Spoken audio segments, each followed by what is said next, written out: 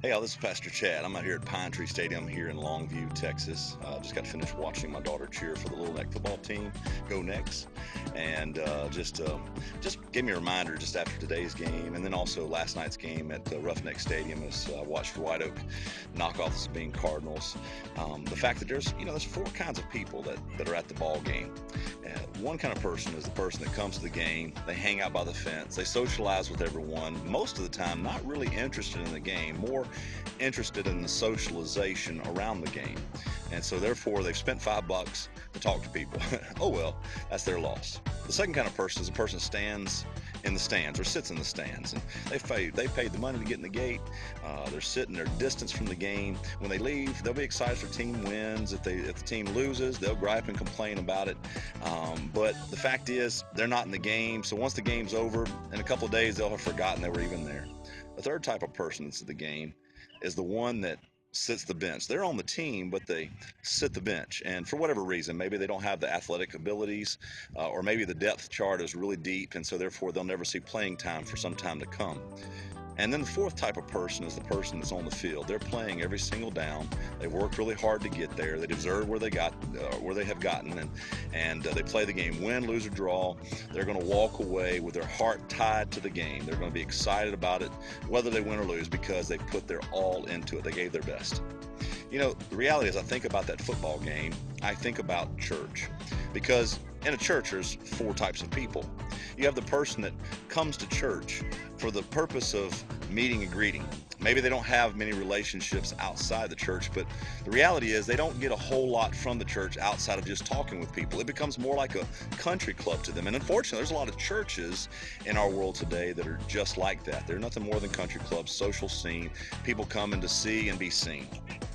Then you got the second kind of person at church, and it's the kind of person that comes and sits on the pew. They'll sing a few songs, they'll greet and shake a few hands, but at the end of the day, they've come in and they've gone out. If things are great, they're excited. If things are not so great, they gripe and complain, but that's all they are. They're pew sitters. Then you have the third type of person. It's the person that's on the team, and they may be actively reading the Word. It might be in Sunday school class, but they're not really engaged. They're not on the field as the football player is, putting their heart into it. And you have the fourth type, and that's the person that's not only on the team, but active in the game. That's the church person that comes, and they're involved in worship. They're involved in Bible study. They're involved in prayer.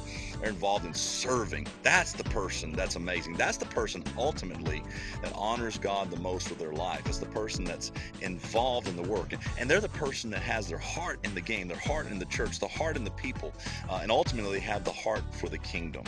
And so here's what I want to challenge you. I want you to ask yourself this question. What kind of church person are you? Are you the person that just shows up just to socialize and make yourself be seen, and then to see who else is there? You leave at the end of the day, nothing's changed. Are you the second person that comes and you attend, you sit on the pew, but again, you leave, nothing's changed? Are you the third person that you kind of the bench warmer? You're not engaged. You maybe do a little bit more as far as in your personal walk, but still at the end of the day, you're still leaving out empty and hungry and wondering what's wrong. Or are you the fourth person that's engaged, that's involved in the game, that's involved in church, that's plugged in, you're serving, you're helping out with kids, you're teaching a class, you're a greeter, you hand out bulletins, you help them with the offering, you make phone calls to see if people are okay, you send out a get well card to those that are sick. What kind of church attender are you? One of four kind. There really isn't any other choice. Which one are you?